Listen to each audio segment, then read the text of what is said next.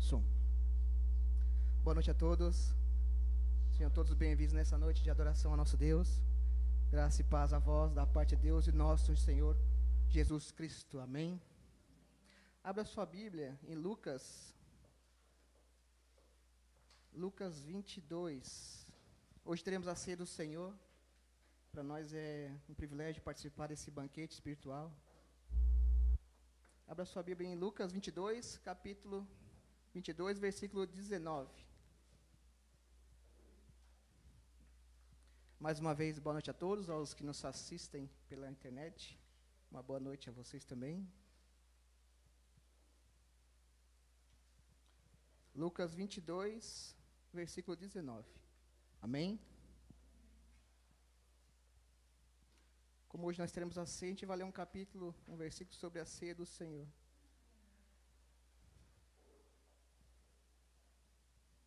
Assim diz a palavra do Senhor. Lucas 22, 19. Tomou o pão e agradeceu a Deus, depois partiu e deu aos seus discípulos, dizendo: Este é o meu corpo, entregue por vocês. Façam isto em memória de mim. Amém?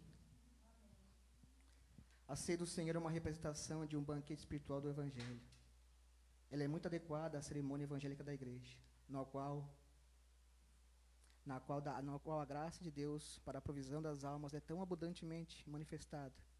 E essa provisão espiritual é tão abundante concedida por Deus, que deve haver uma festa designada e observada na igreja, evidenciando o banquete espiritual que Deus forneceu a nossas almas em Jesus Cristo, com tão grande custo e significando e selando aliança com o acordo e amizade entre Deus e o seu povo.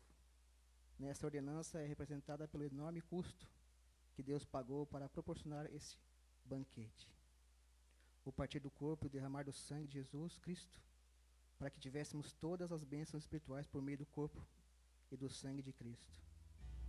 E Cristo se submeteu à morte para poder dar seu corpo e sangue para ser nosso alimento e bebida, a fim de que pudéssemos ter um alimento que nutrisse a nossa mais profunda alma.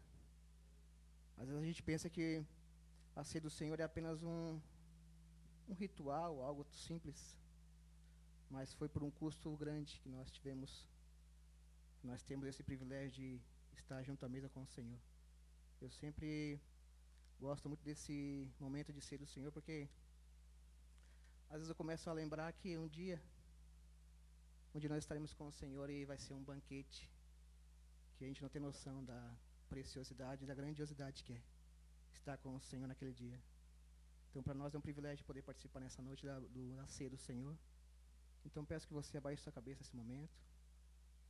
Vamos orar ao nosso Deus, vamos nos colocar diante do Senhor para que o Espírito Santo de Deus possa nos conduzir a um culto que agrade a nosso Deus. Amém? Pai, em nome de Jesus, nós queremos adorar a Ti, Senhor, nessa noite. Deus, primeiramente, Deus, nos perdoa, Senhor, porque pecamos, Deus, e pecamos contra Ti, Senhor, somente contra o Senhor. Deus, nós Te louvamos, Pai, porque o Senhor tem feito algo, Deus, e obras extraordinárias em nossas vidas, Senhor. Deus, nosso culto, Deus, é uma resposta, Pai, de tudo aquilo que o Senhor tem feito por nós. Por isso nós estamos aqui, Deus, para cultuar, para Te adorar, Deus, para Te exaltar, Deus, e exaltar o Senhor. Somente o Senhor, Pai, ser exaltado nessa noite. Obrigado, Deus, por proporcionar, Deus, esse momento tão especial, tão solene, Deus, nossas vidas, Pai, que está na mesa, Deus, com o Senhor, Deus, nesse banquete espiritual nessa noite. Deus, porque comemos, Deus, verdadeiramente bebemos, Deus, o Seu sangue, que nos purifica, Deus, que nos limpa, Pai, de todo mal. É para a Tua glória, Deus, que nós estamos aqui, Deus, é para a Tua glória, Deus, que nós cultuamos ao Senhor, Deus. Não a nós, Pai, porque nós não merecemos nada, Senhor. Na verdade, nós não temos nada para Te oferecer, de fato, Senhor. Mas recebe, Senhor. Recebe nosso melhor nessa noite, Pai. Para a Tua glória, Deus, em nome de Jesus, Pai, aqui nós oramos, agradecidos. Amém. Grupo de louvor.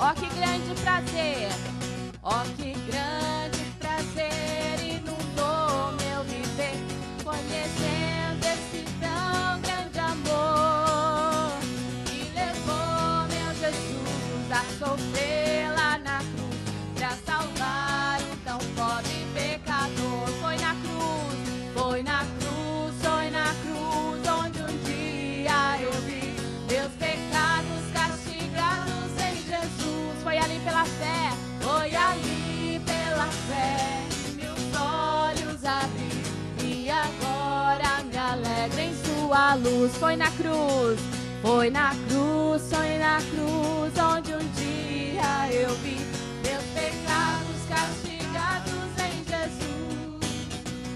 Foi ali pela fé que meus olhos abri e agora me alegro em sua luz.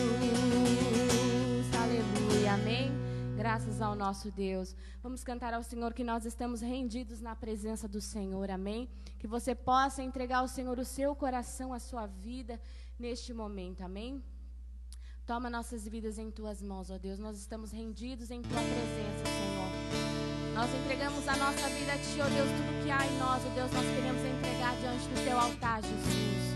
Toma nossa vida, Senhor, na Tua presença nessa noite, Senhor. Aleluia,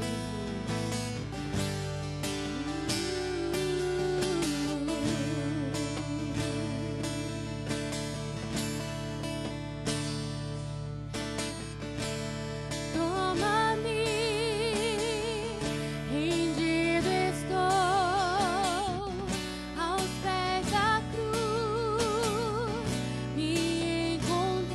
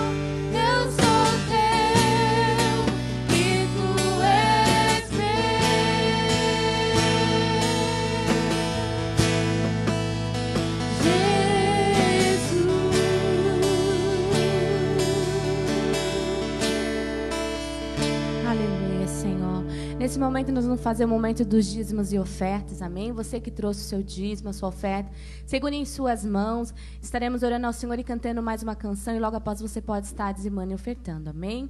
Senhor Deus, obrigado, Senhor, por esse momento aqui, Pai. Senhor, enche os nossos corações da Tua presença, Deus. Enche a nossa vida de mais e mais de Ti, Senhor, que realmente, Senhor, nós possamos nos render diante do Senhor e entregar a Ti, ó Deus, tudo que nós temos, ó Deus, tudo que nós somos, Pai. Neste momento, Senhor, nós queremos Te adorar, ó Deus, com os nossos dízimos e ofertas, ó Deus. Que o Senhor venha estar abençoando a cada vida que está aqui nesta noite, Pai. Que o Senhor continue suprindo as nossas necessidades, ó Deus, e nos mantendo em pé, Senhor, em Tua presença, Pai. É o que nós te pedimos e te agradecemos, Pai, em nome do Senhor Jesus. Amém, graças a Deus, amém? Você pode dizimar e ofertar.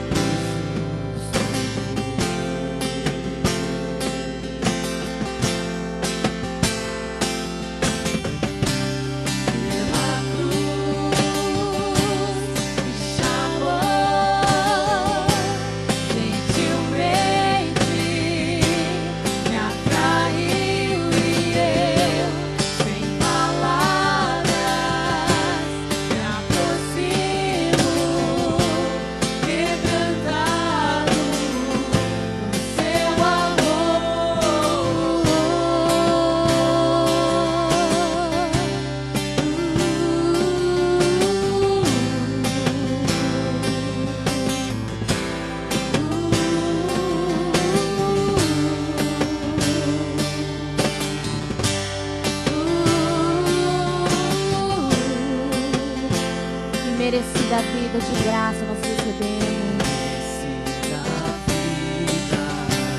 Obrigado, Jesus, obrigado. De graça recebi por sua cruz. Da morte me livrou, Ele nos deu vida, aleluia.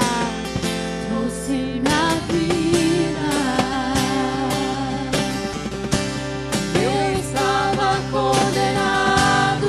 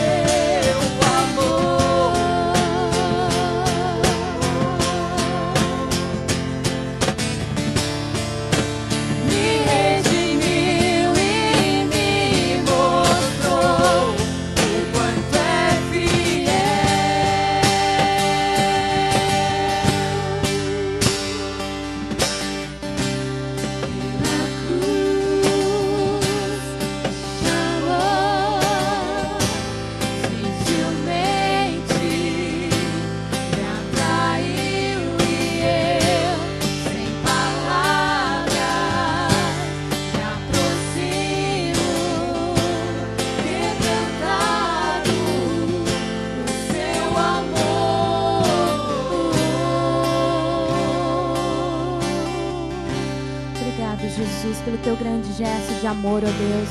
Nós estamos aqui hoje para celebrar a Santa Ceia, Senhor. Nós estamos aqui, ó Deus, como diz a Tua palavra, em memória do Senhor, ó Deus.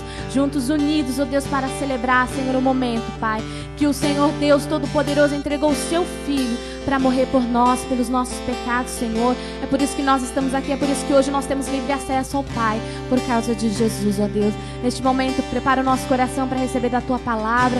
Usa o Teu servo, pastor Alzenísio, Pai, ministra a Tua palavra em nossos corações, Pai. Que vidas sejam alcançadas, ó Pai. Vidas que estão nos lares, ó Deus, ouvindo, Senhor, essa live, assistindo esse culto, Pai. Que haja salvação para a glória do Teu nome, Senhor. Pedimos ao Senhor também pelas nossas crianças, ó Deus, que estão em casa, Senhor, não estão podendo estar conosco aqui. Que o Senhor possa estar guardando e protegendo, livrando de todo o mal. Pedimos ao Senhor também que possa cessar, ó Deus, com essa enfermidade que assola, Senhor, a nossa nação, meu Deus, para que logo nós possamos estar todos unidos, Senhor, juntos, ó Pai, glorificando o Teu nome, ó Deus. É o que nós te pedimos e te agradecemos em nome de Jesus. Amém, graças a Deus. Amém. Você pode se sentar. Quero dar um recado aqui, que nós temos atividades para os juniores, para o maternal, depois do culto. Você, pai ou mãe, me procura para que a gente possa estar entregando essas atividades. Amém? A tia Jamile, com muito carinho, tem preparado essas atividades para que as crianças possam estar nos lares junto com os pais, aprendendo mais da palavra de Deus. Amém, pastor?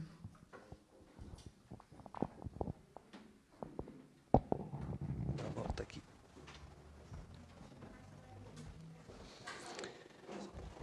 Boa noite.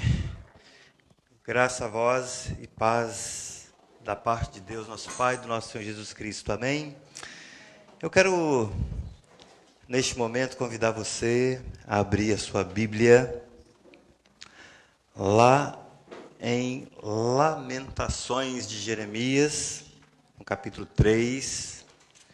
Quero dar as boas-vindas a todos aqueles que vieram a este lugar, ainda que meio precário,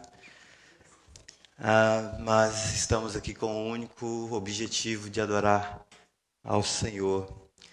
E agradecer a todos aqueles que também estão nos acompanhando pela página do Facebook, pela internet. É uma alegria nós podermos juntos adorar ao Senhor. Hoje a gente vai quebrar um pouco aquela sequência de estudos na primeira carta de Pedro. Hoje é uma noite bem especial para nós, povo de Deus, como igreja, porque nós estaremos ministrando também a ceia do Senhor. E nós prosseguiremos, daremos continuidade ao nosso estudo de 1 Pedro, no capítulo 5, na próxima semana, se Deus assim nos permitir. Hoje a gente vai fazer uma meditação aqui dentro do tempo que nos permite, nesse texto de Lamentações de Jeremias, tá? Para quem não achou, é bem fácil de achar, fica logo depois do livro de Jeremias, praticamente quase no meio da Bíblia, né? Jeremias fica naquela seção da Bíblia que a gente chama de profetas maiores, né? Que é Isaías, Jeremias e Ezequiel, e Lamentações, que é pequenininho, fica logo depois de Jeremias. Capítulo 3, nós vamos... Eu peço que você mantenha a sua Bíblia aberta, porque nós vamos estar trabalhando... o texto vai ser do versículo 21 ao 40, mas a gente vai ler para iniciar do versículo 21 até o 29. Todos encontraram? Amém? Diz assim, então, o texto sagrado. De Lamentações, capítulo 3, do 20 até o 29. Eu ainda tenho lembrança deles e fico abatido, mas quero lembrar do que pode me dar esperança. A bondade do Senhor é a razão de não sermos consumidos. As suas misericórdias não têm fim, renovam-se cada manhã. Grande é a tua fidelidade. Digo a mim mesmo, a minha herança é o Senhor, portanto esperarei nele. Bom é o Senhor para os que esperam nele, para quem o busca. Bom é ter esperança e aguardar tranquilo a salvação do Senhor. Bom é para o homem suportar o jugo na sua juventude. Que se assente sozinho e fique calado, porque Deus o pôs sobre ele. Que ponha a sua boca no pó, talvez ainda haja esperança. Vamos orar mais uma vez. Pai, em nome de Jesus, nós queremos agora ouvir a Tua voz por meio da Tua palavra. Ó Deus, nós pedimos que o Teu Espírito abra os nossos entendimentos, os nossos olhos espirituais, os nossos ouvidos espirituais, e que o Senhor possa falar ao nosso coração essa noite. Quanto a mim, ó Deus, como disse o salmista, que as palavras da minha boca e o meditar do meu coração, Senhor, sejam sempre agradáveis a Ti, ó Deus meu, rocha minha e redentor meu. Nós oramos em nome de Jesus. Amém.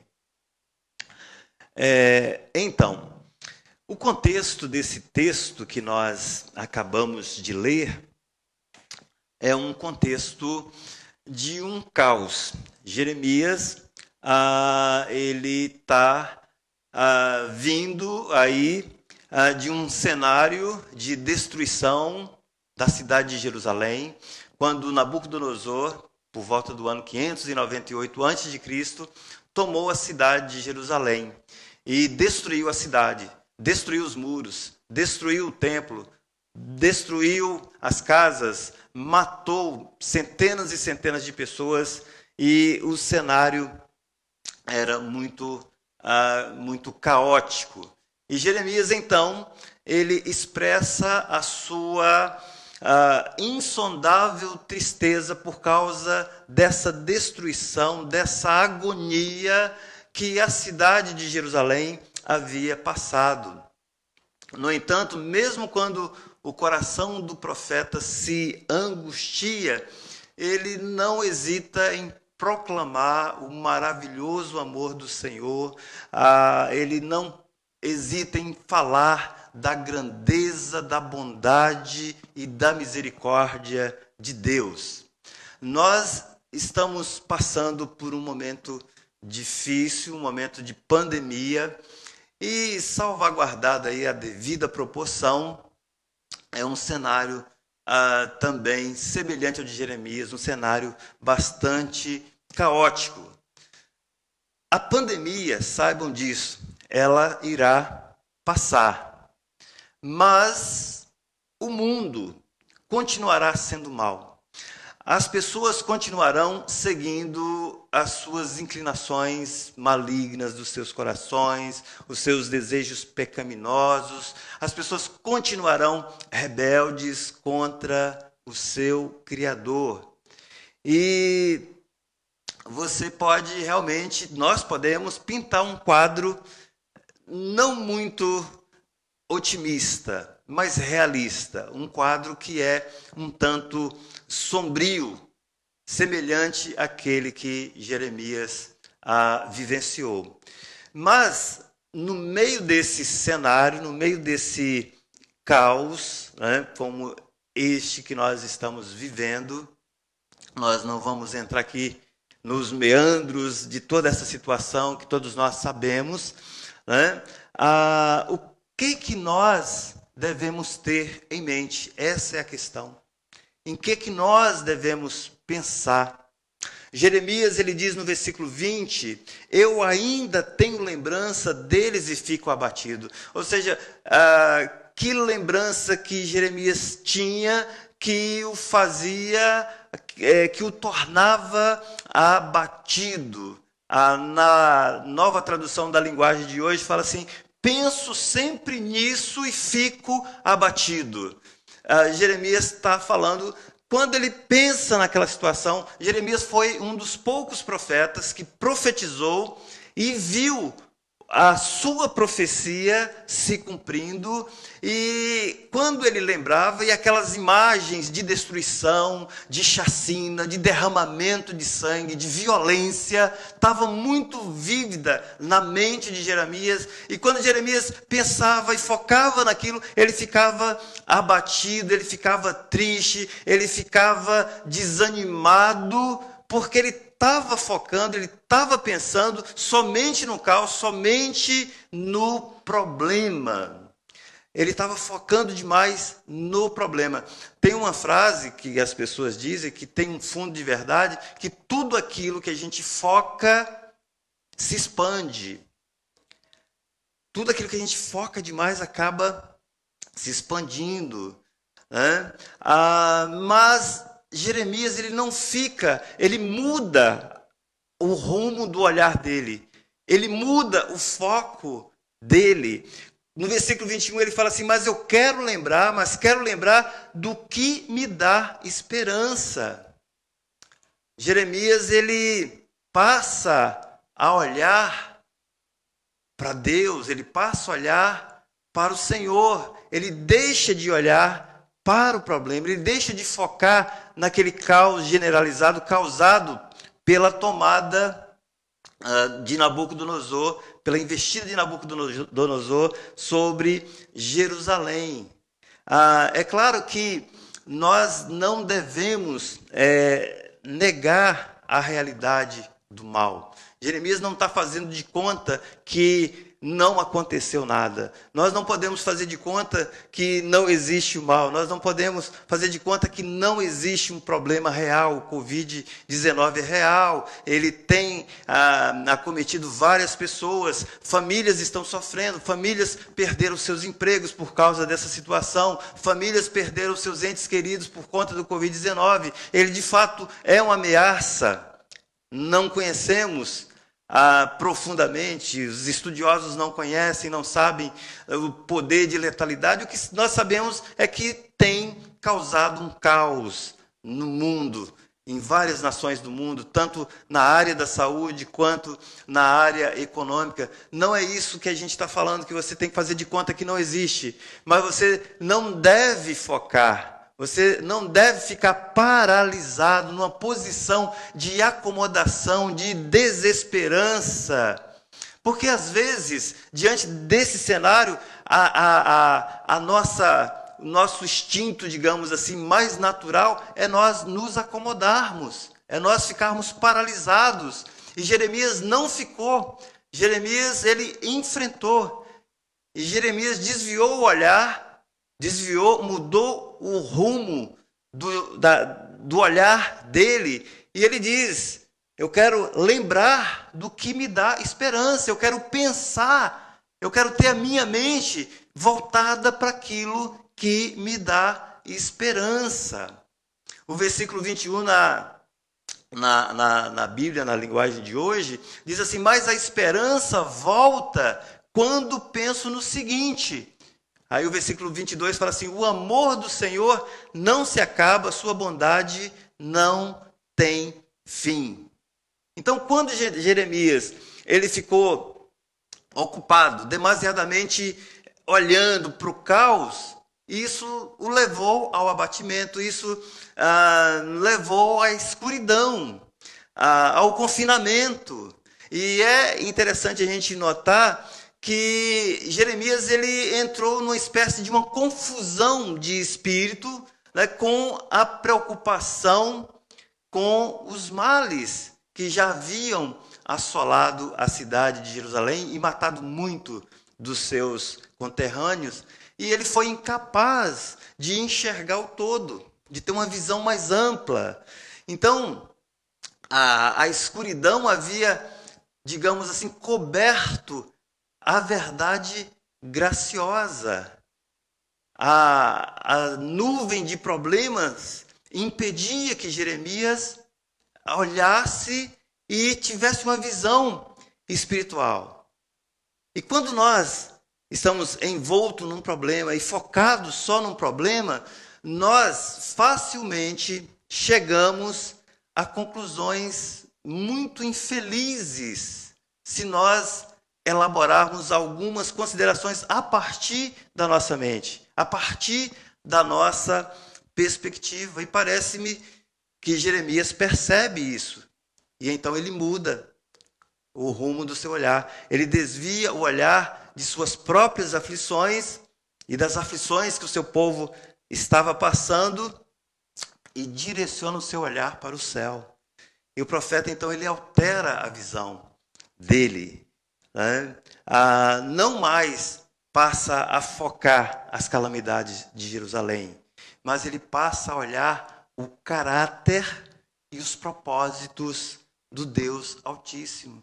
E isso passa, então, agora, a partir do versículo 21, a absorver a mente, a visão, a atenção do profeta. Então, nós precisamos nos lembrar, em meio a toda essa situação, que quando existe uma tempestade, existe um arco-íris no meio da tempestade que liga a terra ao céu. Nós não precisamos entrar no desespero. As pessoas podem ser cruéis, e de fato são. As pessoas podem ser miseráveis, e de fato muitas são, os ímpios são miseráveis, mas Deus não deixou de ser gracioso. Nós precisamos ter isso em mente. E foi isso que fez com que Jeremias mudasse a sua posição. O que Jeremias trouxe à memória, ele deu esperança, foi a realidade de quem é o seu Deus. E Jeremias, então, a partir do versículo 2, ele vai mostrar quem é esse Deus, ele vai elencar, digamos assim, alguns atributos, algumas facetas de quem é esse Deus. Primeiro ele fala que esse Deus é um Deus bondoso, é um Deus misericordioso. Ele diz que a bondade do Senhor é a razão de não sermos consumidos, e as suas misericórdias não têm fim. As misericórdias do Senhor é a causa de nós não sermos consumidos, diz a palavra. No meio de tanta destruição, certamente Jeremias sentia tristeza em seu coração, mas ele pensa em alguma coisa que lhe dá esperança. Nós não somos imunes, nós não somos insensíveis, nós sofremos por causa dos problemas, nós sentimos dor quando nós somos acometidos de qualquer situação difícil, de um problema de doença e tudo mais, mas nós não podemos ficar paralisados, nós precisamos lembrar das misericórdias do Senhor. E essas misericórdias, elas não têm fim. E é por causa da bondade do Senhor que nós não somos consumidos. E essas misericórdias do Senhor é a única garantia de que nós não seremos consumidos. E eu fico imaginando como deve ser grande a misericórdia do Senhor para conosco. O profeta Jeremias, ele não tinha nada a fazer a não ser olhar para trás em sua própria experiência e se encher de admiração ao meditar, ao pensar sobre a grandeza do seu Deus. E a Bíblia fala que essas misericórdias do Senhor, elas não têm fim, elas se renovam a cada manhã. As misericórdias, você está aqui, nós estamos aqui por causa das misericórdias do Senhor. Porque o Senhor renova, e a razão do Senhor renovar essas misericórdias a cada manhã é a fidelidade dele. Porque o texto fala que grande é a tua fidelidade. A misericórdia de Deus está atrelada à fidelidade de Deus. A garantia da misericórdia de Deus, que essa misericórdia vai durar sobre a nossa vida, não é por causa da nossa performance espiritual. Não é porque nós permanecemos firmes, não é porque nós permanecemos inabaláveis, não é porque nós tenhamos vitórias sobre o pecado, não é nada disso. É por causa da fidelidade do Senhor, não é por causa da nossa fidelidade, porque se dependesse da nossa fidelidade, nós não teríamos nada do Senhor. Não podemos nos esquecer disso. Deus é fiel. As misericórdias dele se renovam a cada manhã por causa da fidelidade dele para conosco. As pessoas tornam-se infiéis por causa dos seus desejos, por causa das suas fraquezas, por causa dos seus temores, por causa das suas perdas. E por causa dessa razão, por isso, a gente vê tanta infidelidade, tanta traição no mundo. Né? É infidelidade no serviço, é amigo que trai amigo, que apunhala o amigo, é infidelidade no casamento, é infidelidade entre casais de namorados, é infidelidade na igreja, membros infiéis. Mas a despeito de tudo isso, Deus permanece fiel. E é isso que fez com que o profeta Jeremias tivesse esperança diante do caos. Né? Então, eu posso olhar para a minha vida e ver uma situação complicada, ver que tudo aparentemente está perdido, mas eu não posso me esquecer de que Deus é fiel e que Ele não vai negociar a minha vida com ninguém. Ele me resgatou, Ele me comprou, Ele me tirou do império das trevas, me libertou do império das trevas por meio do seu Filho e me conduziu para o reino do seu Filho amado. Ele me comprou com o seu sangue, Ele que me tirou da mão do inimigo, e Ele é maior do que qualquer um, e ninguém vai poder arrancar-me das mãos do Senhor. Mas não é por causa da minha performance, é por causa da graça, é por causa da misericórdia do Senhor, é por causa da fidelidade. Deus, se você crê em Jesus como seu Senhor, como seu Salvador, Deus fez uma aliança conosco, e essa aliança ela foi selada com o sangue de Jesus. O preço pago pelo resgate, pelo nosso resgate, foi o sangue de Jesus. Lá em 1 Pedro fala que nós não fomos comprados com qualquer coisa que perece, como ouro, prata ou qualquer outra coisa, mas nós fomos comprados pelo precioso sangue, o sangue de um cordeiro puro, imaculado, que é Jesus. Então o profeta Jeremias, ele volta o seu olhar para Deus, para esses atributos de Deus. Deus é bom, o versículo 25 fala: bom é o Senhor para os que esperam nele, para quem o busca. Jeremias viu que por mais que os anos estivessem passando e ele não estivesse vendo o livramento, valia a pena esperar no Senhor, porque o Senhor é bom para aqueles que esperam nele. Quem espera no Senhor não vai encontrar outra coisa senão a bondade do Senhor. Assim como o profeta, nós devemos viver um dia de cada vez. Cada manhã nos reabastecermos das misericórdias de Deus. Não importa o que o inimigo nos diz, nós devemos nos lembrar sempre que o Senhor é bom. Nós devemos nos lembrar sempre da misericórdia do Senhor.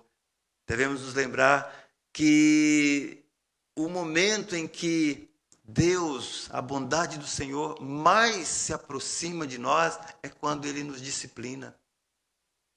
Porque Ele vai estar nos tratando como filhos. Aquele que não é filho não passa pela disciplina, mas porque é bastardo.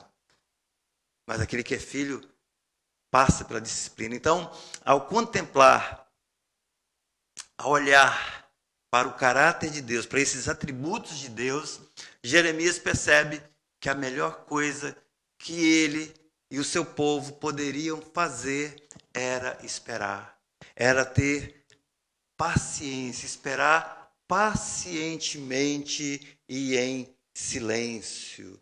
Ele fala: bom é ter esperança, versículo 26, e aguardar tranquilo pacientemente a salvação do Senhor. Contudo, não basta esperarmos, né, a sentar e ficarmos imóveis. Nós também devemos buscar ao Senhor. O versículo 40 fala: examinemos os nossos caminhos. Examinemos os nossos caminhos. Vamos prová-los e voltar para o Senhor.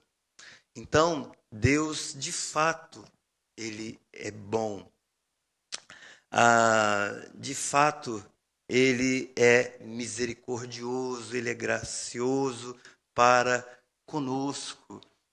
E nós devemos esperar nele, depositar nossa confiança nele. Mas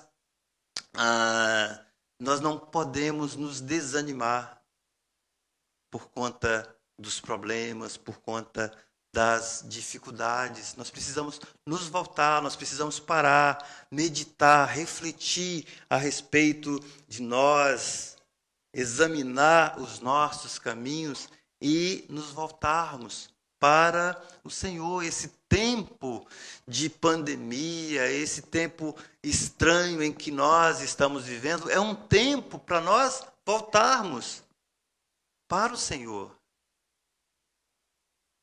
Deus, eu tenho falado isso aqui quando a gente tem pregado sobre Pedro, inclusive na semana passada nós falamos, né, que o juízo de Deus, ele começa pela casa de Deus, começa pelo seu povo, começa por nós.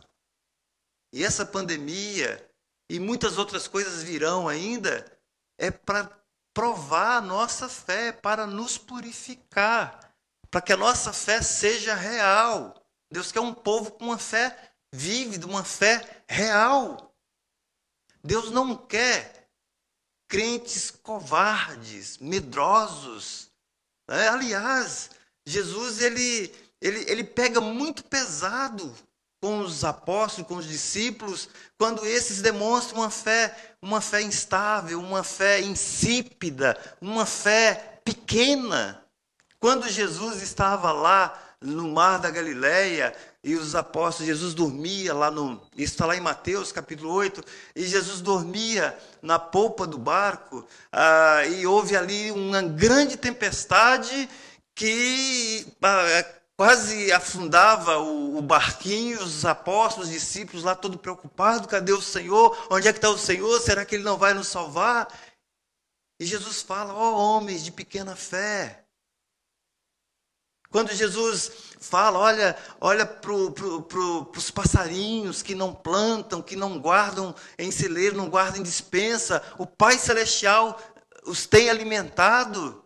Olha para os lírios do campo, que é uma planta bela que existe de manhã e à tarde já não existe mais. E nem Salomão, em todo o seu esplendor, em toda a sua glória, conseguiu se vestir com tamanha beleza. E Deus cuida de uma planta.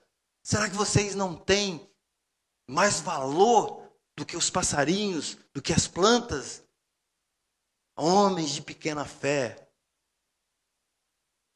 Esse medo, essa falta de fé, isso irrita o Senhor. Isso irrita. Não é para nós ficarmos com medo. Nós temos aqui que aproveitar essa oportunidade que Deus está nos dando. Não estou falando para a gente ser irresponsável. Já falei e repito, a doença existe, a pandemia, o vírus chinês existe, é real, é perigoso, devemos tomar os cuidados, mas isso não é para nos paralisar. Deus está executando a sua obra, Deus está executando o seu plano. Jeremias chega a dizer: bom é para o homem suportar o jugo na sua juventude. Jeremias ele chega nessa envergadura espiritual, nessa maturidade espiritual, porque ele foi provado, ele foi testado e ele não desistiu. Houve uma situação, isso está registrado lá em Jeremias capítulo 12, que Jeremias se queixa com Deus. Jeremias ele teve um ministério sofrido, tanto é que quando Jesus, no primeiro século da história, quando Jesus esteve aqui nessa terra, as pessoas acreditavam, perguntavam a respeito do Messias, o próprio Jesus pergunta para os seus discípulos o que as pessoas diziam, o que elas esperavam do Messias. Muitas delas achavam que o Messias seria uma espécie de Jeremias, dada a dificuldade, o sofrimento que o profeta passou. E esse profeta, ele reclama contra Deus, ele faz as suas queixas contra Deus, porque ele foi esbofeteado, ele foi jogado num poço, alguns dizem que era uma fossa, ele foi preso, ele foi torturado.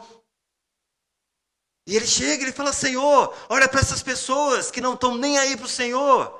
Elas não fazem a tua vontade, elas não obedecem ao Senhor, mas elas prosperam, elas caminham bem, tudo vai bem na vida delas, e eu estou aqui servindo ao Senhor, e eu estou sofrendo, e eu estou padecendo. Sabe qual foi a resposta de Deus?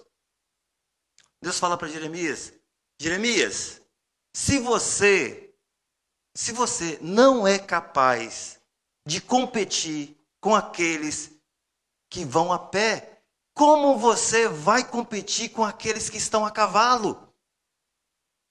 Se você está com medo, Jeremias, de um ambiente relativamente seguro, como é que você vai encarar os leões nas florestas de Judá?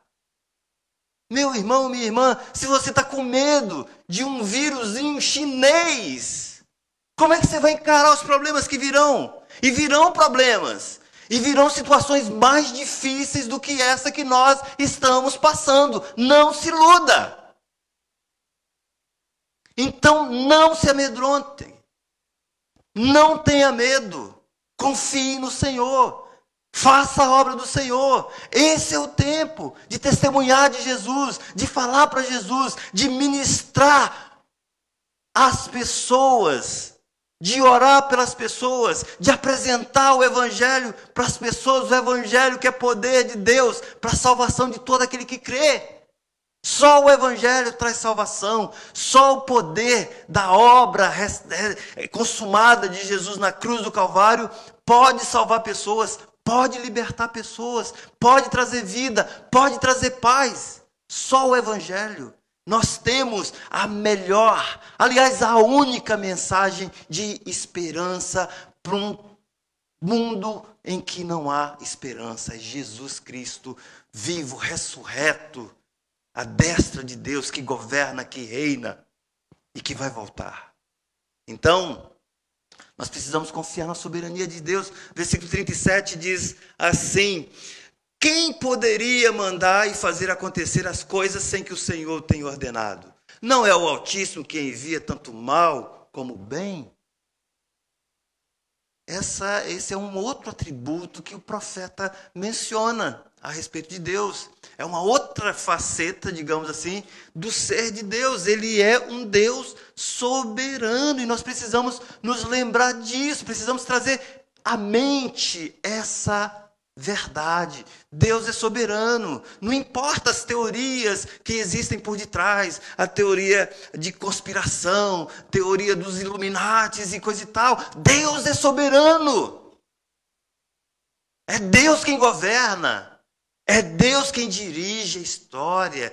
Deus, em sua soberania, Ele usa todo o mal para trabalhar no nosso caráter, para nos moldar. Muitas vezes a intervenção de Deus não vem como estamos esperando. Por quê? Porque Deus está trabalhando no seu caráter. Deus está trabalhando no meu caráter. No meio de todo esse caos que Jeremias viveu, ele trouxe à sua mente o fato de que Deus está trabalhando no seu caráter. Todo o cerco, toda a desgraça que os babilônios trouxeram, Jeremias sabia e soube por experiência própria de que aquilo redundaria em bem para ele. Todo o mal que estava sobrevindo sobre o povo, Deus estava usando para o bem. Não é que Deus se agrada de trazer o mal. Versículo 32 fala assim: embora entristeça alguém, terá compaixão segundo a grandeza da sua misericórdia, porque não lhe agrada afligir nem entristecer os filhos dos homens. No versículo 29 fala assim: que põe a sua boca num pó, talvez ainda haja esperança. Essa conjuntura maligna e malévola não é culpa de Deus. Se nós tivermos que nos queixar, o texto aqui diz, nós devemos nos queixar dos nossos pecados. E nós devemos botar a nossa boca num pó. Nós devemos lamber o pó, que talvez haja esperança para nós. Agora, Deus usa, e Deus está usando todo o mal. Para quê? Para modelar você. Se você é filho de Deus, se você é crente genuíno, Deus está usando todas as circunstâncias para que você se torne mais semelhante a Jesus. Esse é o propósito de Deus. E o segredo da vitória, então, diante dos problemas, diante das dificuldades, sabe qual é? É simplesmente nos curvar diante de Deus, nos submeter ao Senhor e aceitar o que Deus pôs sobre nós. É o que diz o versículo 28, que se assente sozinho e fique calado, porque Deus o pôs sobre ele.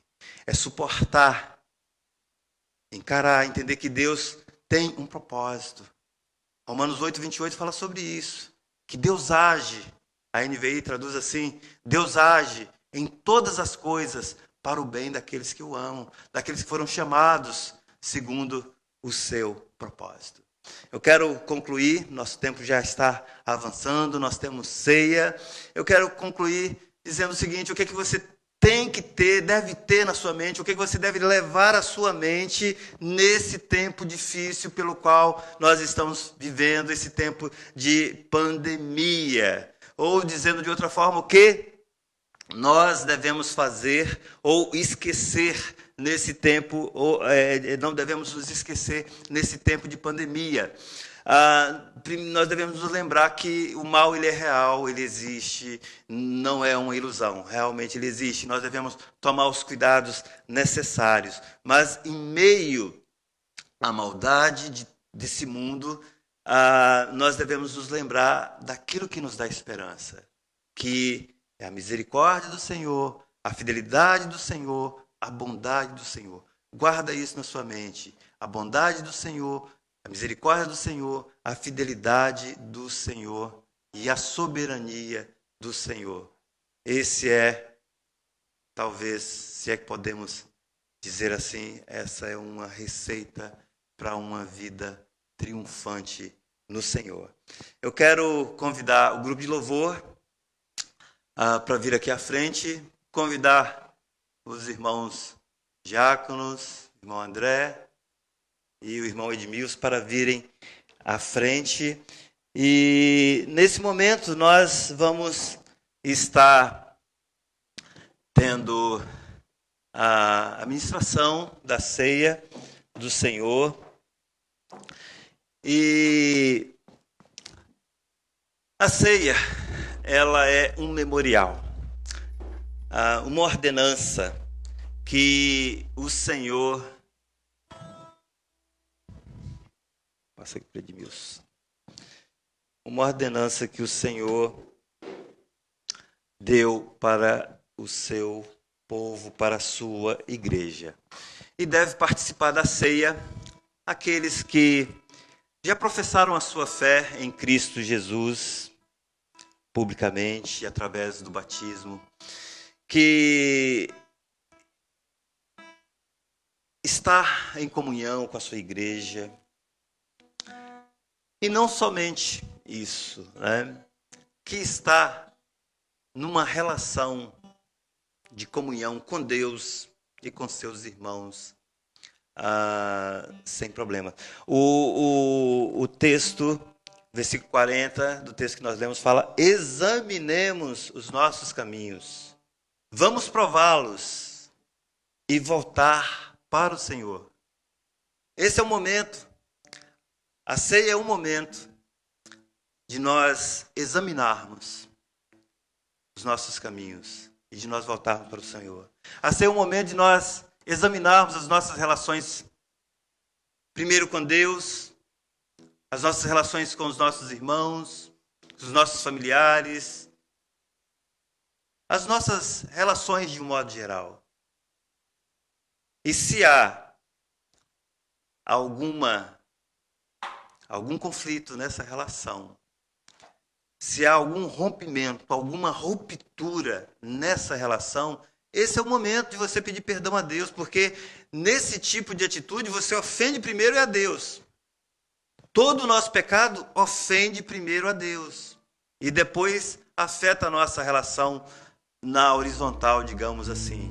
Mas acertamos com Deus e na primeira oportunidade que houver, nós devemos também acertar com aqueles em que nós estamos em conflito numa relação. Nós precisamos ser corajosos para isso. Nós precisamos entender que isso é libertador. Lá em Lucas tem um relato de uma história que Jesus foi chamado à casa de um fariseu e de repente, naquela reunião ali formal, entra uma mulher e essa mulher, ela se ajoelha aos pés de Jesus, começa a chorar e começa a sair lágrimas ao ponto de encharcar os pés de Jesus, e ela começa a secar os pés de Jesus, e ela pega um vaso de alabastro e joga e começa a secar, e aquele anfitrião, um fariseu religioso, fica sem entender, fala: esse Jesus não sabe de nada, essa mulher é uma pecadora. Se ele soubesse quem ela era, ele não aceitaria de modo algum essa atitude. E aí Jesus fala: Simão, que era o anfitrião, ele conta a seguinte história. Ele diz assim: Simão, deixe-me achar aqui o texto para não...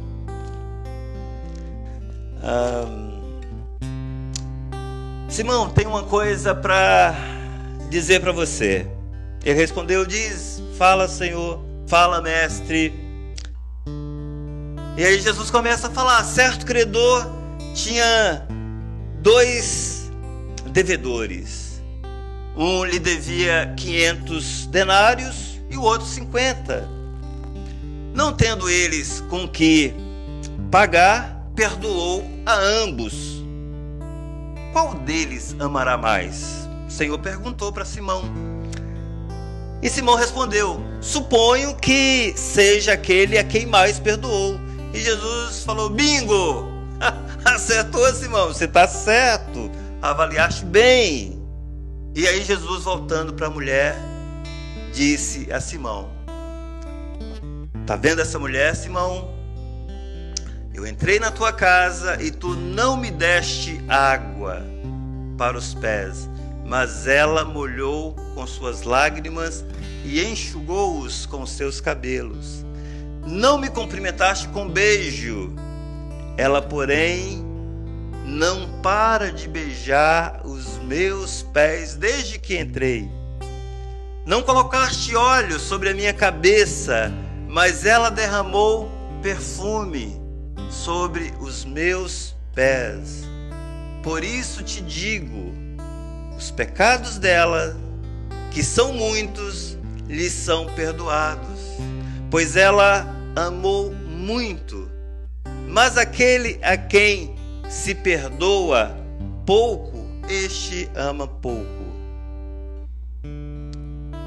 É muito interessante essa história, porque ela mostra que a nossa percepção a respeito do nosso pecado, da malignidade do nosso pecado, tem a ver com o amar e o perdoar.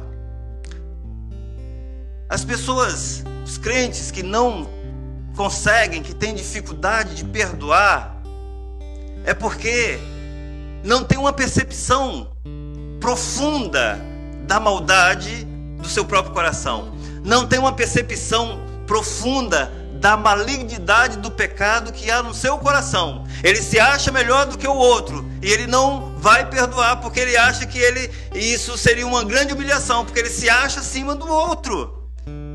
Mas isso é uma grande tolice, porque o perdoar, o liberar perdão é algo terapêutico. É algo que traz cura, é algo libertador. É algo libertador. Lá em Mateus 18, quando Jesus está instruindo ali sobre a questão da reconciliação, e ali Jesus conta uma parábola também do credor sem compaixão. Nesse contexto, Pedro pergunta: Senhor, até quantas vezes eu devo perdoar o meu irmão? E ele mesmo faz uma pergunta: até 7 vezes? E Jesus responde: não te digo que até 7 vezes, mas até 70 vezes 7. Porque o reino do céu, aí Jesus começa a contar uma parábola. Essa parábola é conhecida como a do credor incompassivo, do credor sem compaixão. E nessa parábola, fala que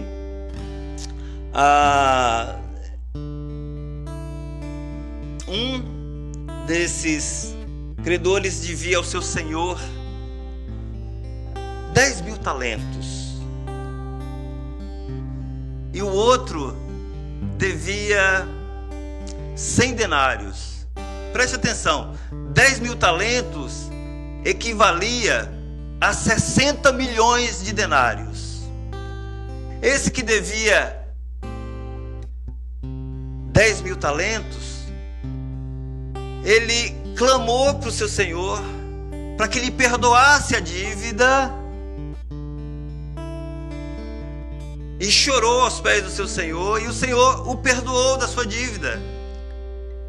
Só que alguém lhe devia apenas 100 denários, uma quantia ínfima comparada ao que ele devia ao seu senhor e aquilo que ele foi perdoado. E esse que lhe devia 100 denários pediu que ele perdoasse a dívida, que ele iria pagar, e se humilhou e caiu aos pés dele, suplicava e pedia: tem paciência, eu vou pagar, eu vou acertar. Mas ele não quis nem saber. Ele mandou então colocar esse cara na prisão até que pagasse a dívida. E depois, aquele senhor que havia perdoado uma dívida grande ficou sabendo, e então esse senhor chamou esse servo mau, esse credor incompassivo, e diz assim: servo mau, eu perdoei a você toda aquela dívida porque você me suplicou. Tu também não devias ter compaixão do teu companheiro, assim como tive de ti? E irado, entregou aos carrascos até que ele pagasse tudo que lhe devia. E Jesus conclui a parábola dizendo: assim vos fará meu Pai Celestial, se cada um de vós não perdoar de coração o seu irmão. Se você não perdoar de coração, porque o perdão não depende do outro, não depende do cara que te ofendeu, não depende de nada, de situação essa.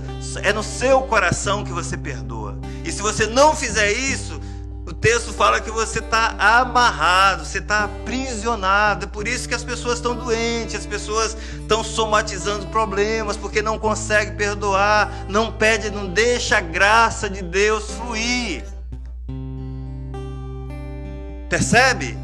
Esse é o momento de você refletir. Senhor, tem algum problema, alguma pessoa com a qual o meu relacionamento está truncado, o meu relacionamento está obstruído, tem alguma mágoa no meu coração em relação a alguma pessoa? Limpa, Senhor, me perdoa, me purifica, e vai, quando a primeira oportunidade que você tiver, vai e procura falar: meu irmão, me perdoa, foi mal, pisei na bola, vamos caminhar, vamos continuar junto. É isso.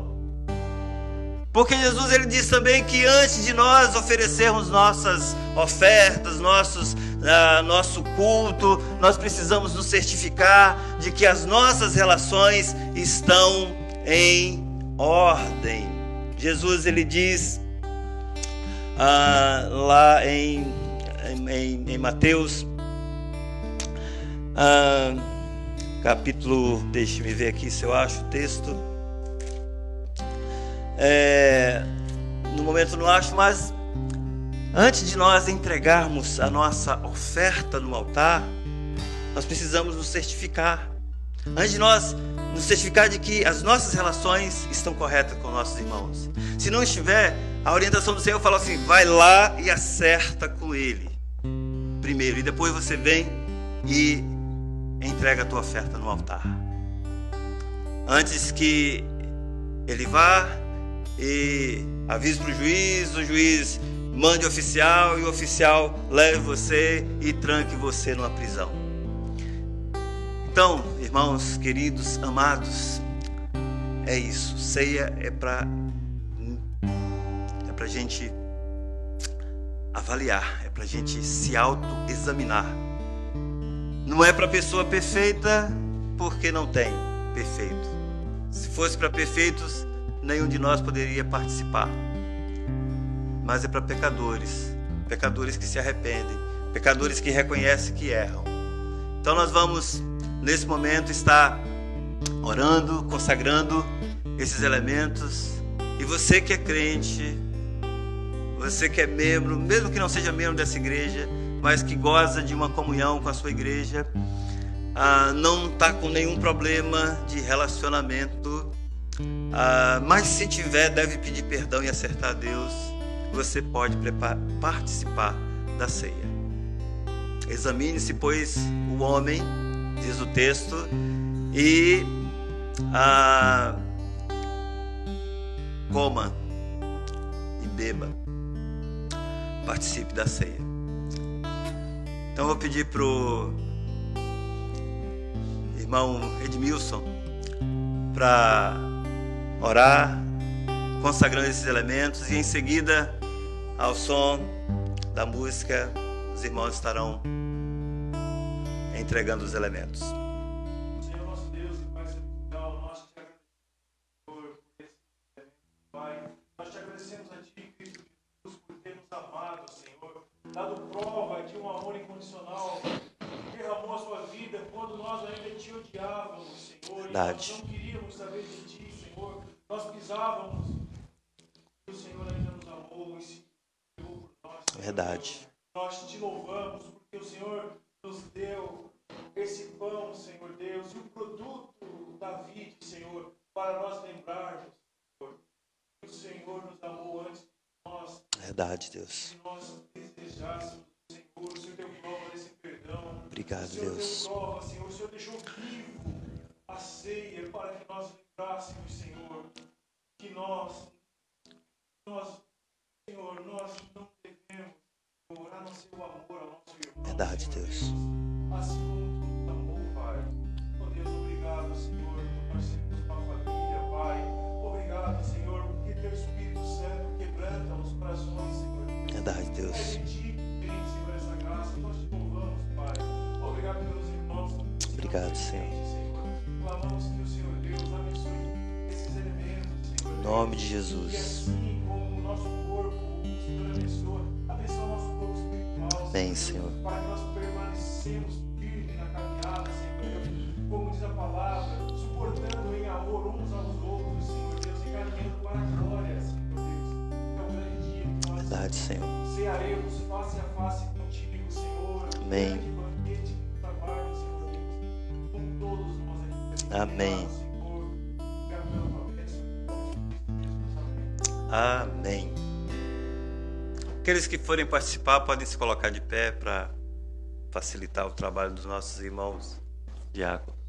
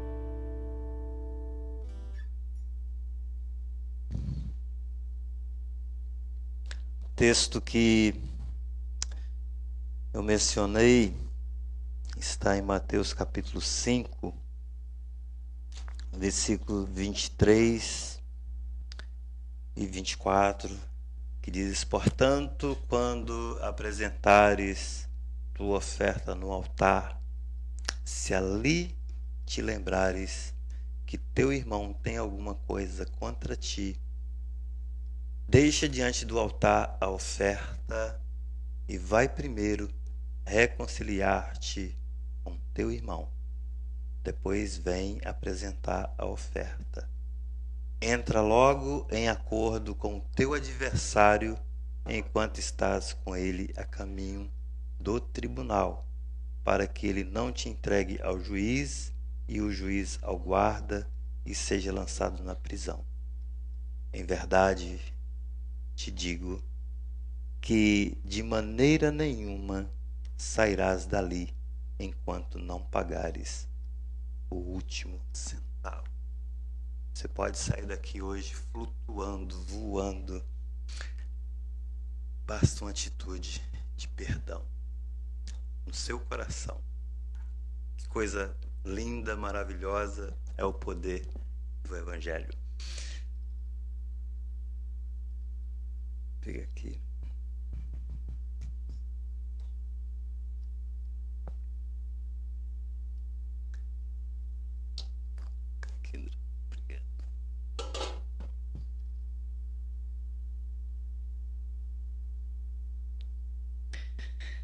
Então, a palavra de Deus diz lá em 1 Coríntios capítulo 11, versículo 23: pois recebi do Senhor o que também vos entreguei.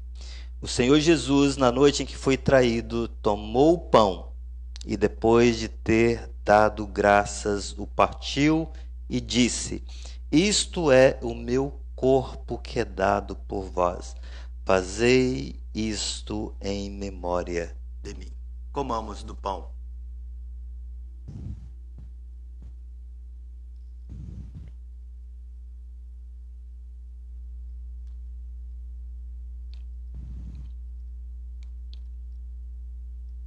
Do mesmo modo, prossegue o texto, depois de comer, tomou o cálice, dizendo: este cálice é a nova aliança no meu sangue. Fazei isto todas as vezes que o beberdes em memória de mim. Bebamos do cálice.